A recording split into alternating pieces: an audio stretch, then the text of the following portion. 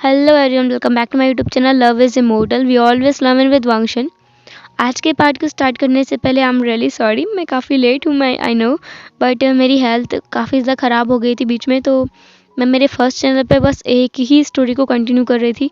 तीन तीन स्टोरी को साथ में लेकर चलना डिफ़िकल्ट था, तो इसलिए मैं बस एक स्टोरी को कंटिन्यू कर रही थी। बट अब मैं इस स्टोरी को कंटिन्यू करने की कोशिश करूँगी। तो चलो फिर से आज के पार्ट को स्टार्ट करते हैं। वांग जी एक माफिया टाइप में, एकदम साइको टाइप में तैयार हुआ, पूरे ब्लैक अटायर में, और देन वो निकल गया। अपनी कार में बैठने के बाद वो खुद से गाना गुनगुना रहा था और चल रहा था। मतलब उसका ड्राइवर गाड़ी चला रहा था। उसका ड्राइवर जो कि सॉन्गलैन है, सॉन्गलैन ने पूछा, बॉस आज आप जिससे मिलने जा रहे हो, क्या सच में आप उसको जान से मारने वाले हो? वांग जी ने कहा, जान से तो नहीं मारूंगा, लेकिन हाँ, हाथ पर ज़रूर तोड़ दूंगा।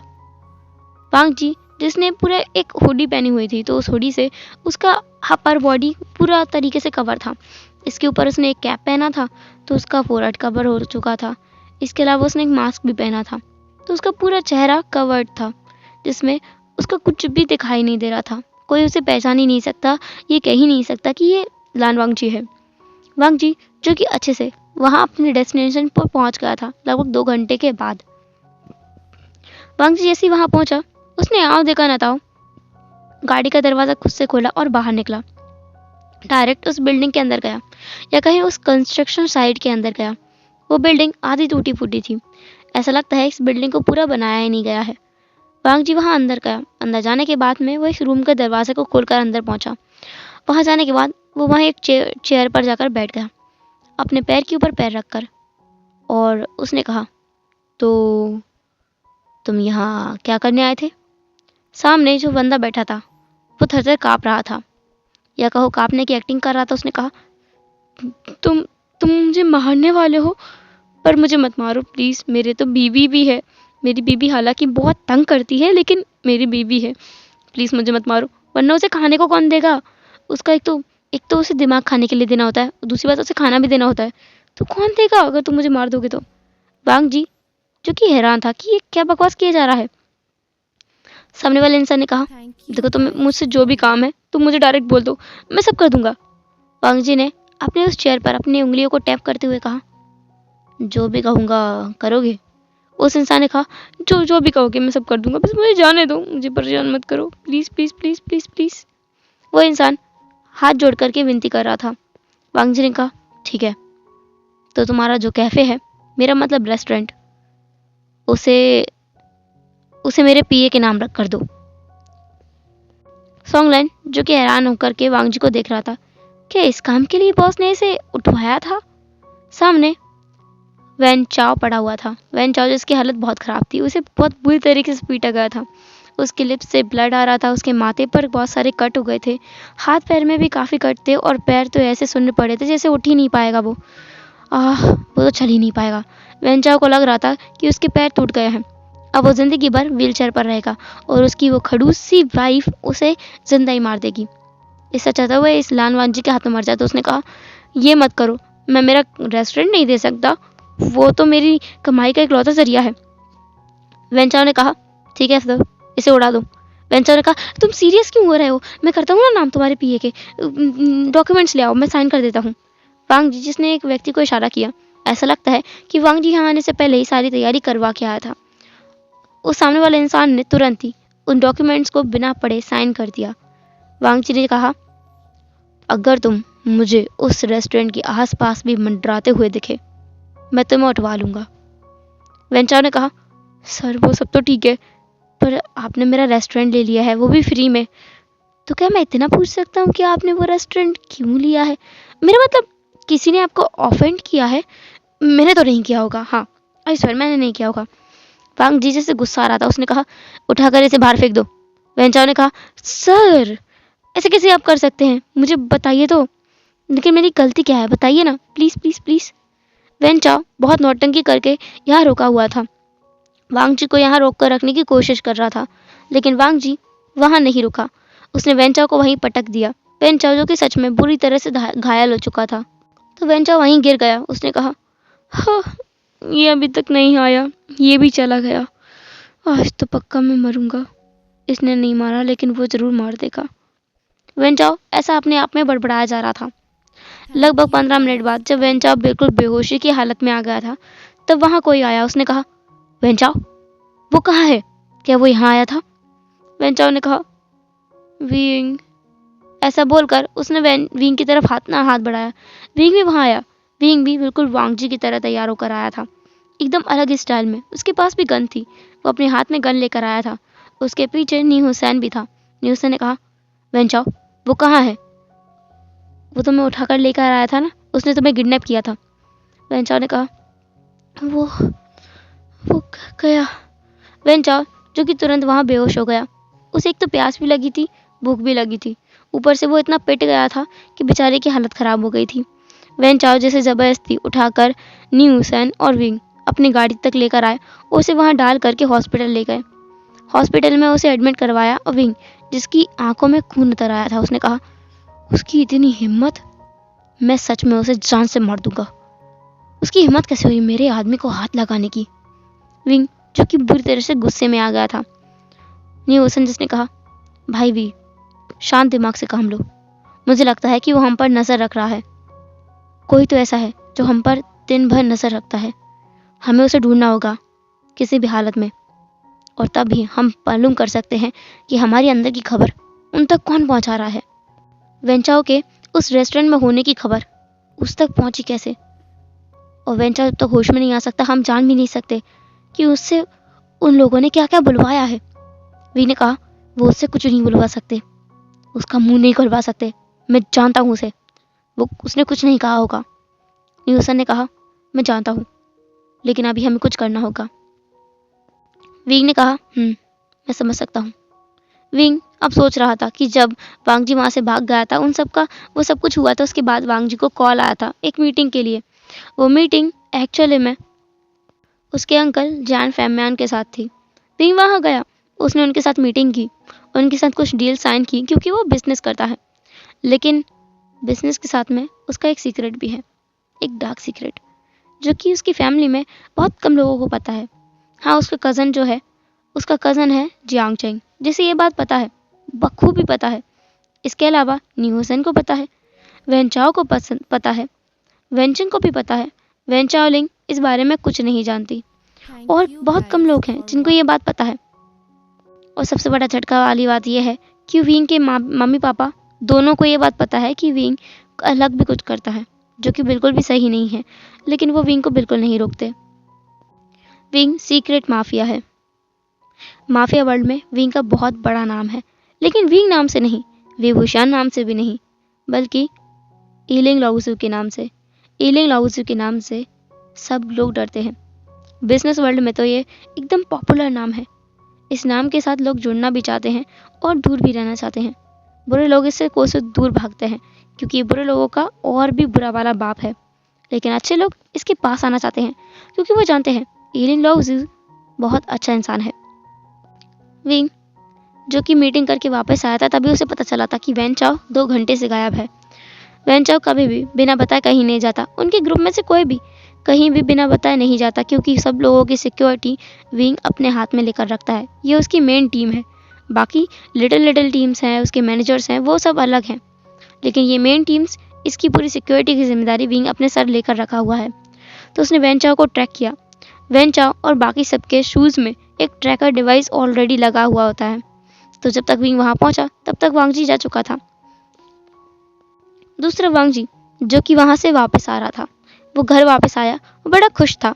उसने अपने भाई के सामने उस पेपर को रखा और कहा, गगा, देखो, मैंने काम कर दिया। आपके भाई से कोई नहीं बच सकता, और अब मुझे लगता है कि वो बहुत जल्द मर भी जाएगा। वो जिंदा रहने के लायक नहीं बचा है। सिचन ने कहा, बस तुम इस काम के लिए गए थे? वांग जी, जिसने अपने मन में सोचा, वो सिर्फ इस काम के लिए नहीं गया था। वांग जी, जिसे याद आ रहा था कि विंग जब उस रेस्टोरेंट में काम कर रहा था, तब एक इंसान ने उसे छेड़ने की कोशिश की थी। उस इंसान की नज़रों में ही एक लस्ट वाली एक फीलिंग थी जो वांग जी को महसूस हो रही थी। वो विंग को प्रोटेक्ट करना चाहता था, लेकिन वो उस टाइम में पे नहीं कर पाया। लेकिन आज जैसे ही उसने उस लड़के को ढूंढ निकाला, तो वेंचाओ से निपटने के बाद वो अपने प्राइवेट अड्डे पे गया। वहाँ जाकर उस लड़के की बुरी तरह से धुलाई की और अपने ईयररिंग्स को उसकी नाक में घुसा दिया, मतलब उस जहर को उसके नाक में घुसा दिया। सूंघते ही वो इंसान मर गया। उसकी एकदम नेचुरल डेथ लग रही थी सबको। फिर उस लड़की को उसने वहीं गार्डन एरिया में फेंकवा दिया, एक स्कूल के पास वाले गार्डन एरिया में, और कहा थैंक यू गाइस अगर तुम मेरी चीज पर हाथ नहीं लगाते तो तुम आज बच जाते, लेकिन तुमसे ऐसा नहीं हुआ ना। तुमने उसी चीज पर हाथ डाला जो कि मेरी है। वो इंसान सिर्फ मेरा है, सिर्फ और सिर्फ लान वांगजी का। वांगजी फिर वापस आ गया था और अभी वो बस एक डेविल स्माइल कर रहा था। सिजन ने पूछा, वांगजी तुम कुछ और भी करके आए हो ना? वांगजी ने बिल्कुल इनोसेंट वे में कहा, काका क्या आपको लगता है कि मैंने कुछ और भी किया है? मैं बस वेंचाओ को पीट कर आया हूँ, लेकिन इतना भी नहीं पीटा कि वो मर जाए। मैंने बस उसे इतना डराया कि उसने अपनी शॉप का जो लाइसेंस है वो मुझे दे दिया, मतलब उसका रेस्टोरेंट अब से मेरे नाम पर है। वांगजी बहुत क्यूट वे में पाउट फेस के साथ में ये सब बोल रहा था। सिचन सोच रहा था, क्या सच में उसका भाई इतना इनोसेंट है भी जितना वो दिखाता है? ये बात तो बहुत अंदर की है। वांगजी जो कि अब अपने रूम में गया, उसने कहा, काका मैं आराम करने जा रहा हूँ, वैसे भी रात हो चुकी है और सुबह मुझे विंग से मिलने भी जाना है। अब हम लोग डेट कर रहे हैं ना, तो मुझे उसके लिए कोई गिफ्ट भी लेना है। सीजन ने कहा, कुछ अच्छा लेके जाना, लेकिन महंगा नहीं, महंगा लोगे तो शक हो जाएगा। वांगजी ने कहा, ओके बॉस। फिर वांगजी अपने कमरे में आया। उसने सॉन्गलन से सुना था कि अगर उसे प्यार करना सीखना है तो उसे कुछ ड्रामास देखने चाहिए। वांगजी को इंटरेस्ट तो नहीं है, लेकिन वो सच में कुछ बीएल ड्रामास देखेगा। उसे समझ में तो आए आखिर ये प्यार करते कैसे हैं, फ्लर्ट कैसे करते हैं, रोमांस कैसे करते हैं। वांगजी इस फील्ड में बिल्कुल नया है, उसे इसका ABCD भी नहीं आता। हाँ, किसी को गोली मारने की बात रही तो वांगजी दूसरी बार नहीं सोचेगा, लेकिन प्यार के मामले में वो बहुत ज़्यादा कच्चा है। तो वांगजी आज पूरी जितनी भी टॉप BL सीरीज हैं चाइना की वो निकाल रहा था। थाई BL सीरीज निकाल रहा था। चाइना में ज़्यादा BL चलता नहीं है, लेकिन थाई में बहुत चलता है। और के ड्रामास निकाल रहा था और वो देख रहा था। जो वो देख रहा था उसके बाद तो वो देख ही जा रहा था। पूरी रात वो बस उन ड्रामास को देखता रहा और सुबह सिचन लगभग 7 बजे के आसपास उसके पास आए। उस कमरे में डोर बंद नहीं था। उन्होंने जब आकर देखा तो वांगजी की आंखें बिल्कुल पांडा की तरह काली हो चुकी थी, डार्क सर्कल्स आ गए थे। सिचन ने पूछा, लैंसन क्या तुम सोए नहीं थे? वांगजी जिसने धीरे से अपनी आंखों को उठाया और अपने भाई को देखा, फिर उसने उस सीरीज को देखा जिसे वो देख रहा था। उसने कहा, वो बिल्कुल सोफे से टिका हुआ था और उस लैपटॉप को लेकर उसमें मूवीज देखे जा रहा था, सीरीज देखे जा रहा था। सिचन वहां आए, उन्होंने देखा, वांगजी ये क्या चल रहा है तुम्हारे दिमाग में? वांगजी ने कहा, गगा मैं देख रहा हूँ, प्यार करना सीख रहा हूँ, फ्लर्टिंग कैसे करते हैं एक लड़के के साथ वो सीख रहा हूँ। मुझे आइडिया सॉन्गलन ने दिया था। सिचन ने कहा, देखो अपनी हालत, तुम्हें कितनी बुरी तरह से नींद आ रही है, क्या तुम काम पे जा पाओगे? वांगजी ने कहा, मैं जा पाऊंगा ना काका, क्योंकि मुझे विंग से मिलना है, तो मैं जाऊंगा। सिचन ने कहा, ऐसे आलस पने में जाओगी तुम? देखिए अपनी शक्ल, तुमने अभी पूरा पांडा लग रहे हो, गोरिल्ला लग रहे हो, गोरिल्ला। वांगजी जुट कर बैठ गया। उसने कहा, क्या? पर काका मुझे जाना है। वांगजी जो सच में जाने की हालत में नहीं था, उसे बहुत नींद आ रही थी। वांगजी ने अपने लैपटॉप को साइड रखा और कहा, काका मैं बस 5 मिनट सो रहा हूँ, तुम मुझे जगा देना। ऐसा बोलकर वांगजी जो कि बेड पर लेट गया और सो गया।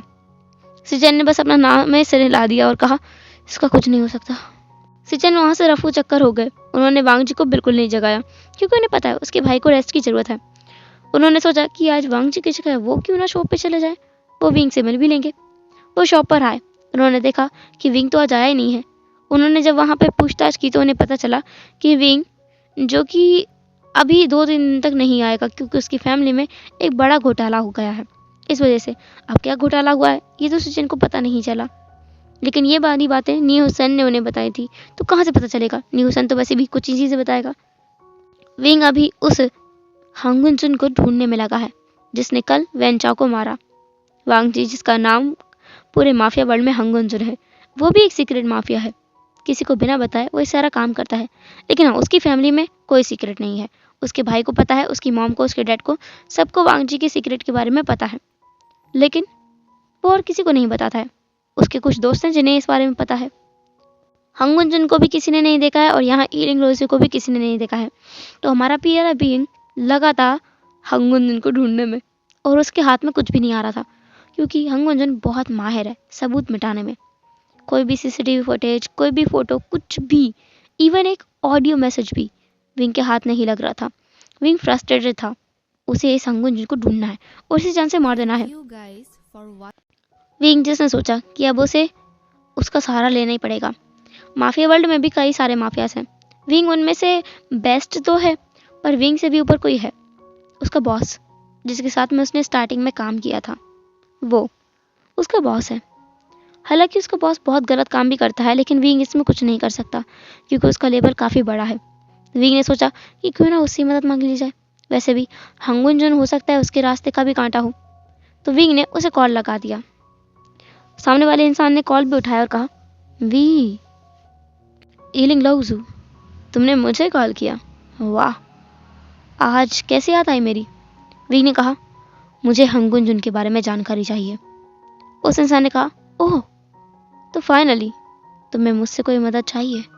वैसे तुम मेरे बहुत पुराने चेले हो, तो मैं तुम्हारी इतनी मदद तो कर ही सकता हूँ। कोई बात नहीं, तुम्हें जो चाहिए वो तुम्हें ज़रूर मिलेगा। एक हफ्ते बाद हंगुंजन डायमंड सिटी आने वाला है। वहाँ पर उसका एक इलीगल काम होने वाला है, इसलिए अगर तुम चाहो तो वहाँ जा सकते हो। विंग ने कहा, थैंक यू। उस इंसान ने कहा, अरे रुको, इतनी आसानी से इतना रुका सुका थैंक यू? ईलिंग लाउजू से मिले हुए बहुत समय हो गया है, क्यों ना कल तुम मेरे घर पर चाय के लिए आओ, क्या बोलते हो? विंग ने बस हाँ में अपना सिर हिला दिया। उसने कहा, ठीक है, मैं ज़रूर आऊँगा। विंग जानता है कि वो मना नहीं कर सकता, तो वो ज़रूर जाएगा। और वैसे भी उसे इस इंसान के बारे में भी तो इन्फॉर्मेशन निकालनी है, ताकि इसे वो इस स्कैंडल में फंसा सके और इसका नामो निशान मिटा सके। सिचन जो कि काफ़ी देर तक इंतजार करते हैं, लेकिन विंग नहीं आया तो वो वापस आ गए। वांग जी लगभग दोपहर के 3 बजे उठा। उसने चिल्लाते हुए कहा, गगा, मैं आपको छोड़ूंगा नहीं। मैं मॉम डैड को आपके सारे स्क्रीनशॉट्स दिखा दूंगा। आपने कितना बुरा किया है मेरे साथ, आपने मुझे जगाया भी नहीं। सिचन जिन्होंने कहा, वांग जी, मैंने तुम्हें नहीं जगाया क्योंकि मुझे लगा तुम्हें आराम करना चाहिए, और दूसरी बात, आज विंग नहीं आया है काम पर। वांग जी ने कहा, काम पर नहीं आया? क्या उसे कुछ हुआ है गगा? सिचन ने कहा, उसे कुछ नहीं हुआ, उसकी फैमिली में कोई पंगा हो गया है, इसलिए नहीं आया। वांग जी ने थोड़ी देर सोचा और कहा, गगा, क्यों ना मैं उससे पूछूं कि उसका घर कहाँ है? सिचन ने कहा, उसका फ़ोन नंबर है तुम्हारे पास? वांग जी ने पूछा, फ़ोन नंबर तो मैंने मांगा ही नहीं, Guys for मुझे what? फ़ोन नंबर लेना चाहिए उसका। क्यों ना हम उस उस शॉप वाले से ले लें, और रेस्टोरेंट वाले से, क्या बोलते हो? सिचन ने कहा, अगर तुम्हें उससे बात करनी है तो उससे खुद नंबर लो, किसी और के लेने से तुम्हें वो फ़ायदा नहीं होगा। तुम्हें उससे खुद बात करनी चाहिए वांग जी। और वैसे भी मुझे लगता है कल वो आएगा, तो तुम कल चले जाना और उससे बात कर लेना। वांग जी ने बस अपने हाँ में सर हिला दिया। हेलो एवरीवन, तो कैसा रहा आज का पार्ट? जो भी हो, जैसा भी, कमेंट जरूर करना। एंड फिर मिलेंगे नेक्स्ट एपिसोड में। तब तक के लिए ta ta, take care, bye bye. अपने क्या लगना है।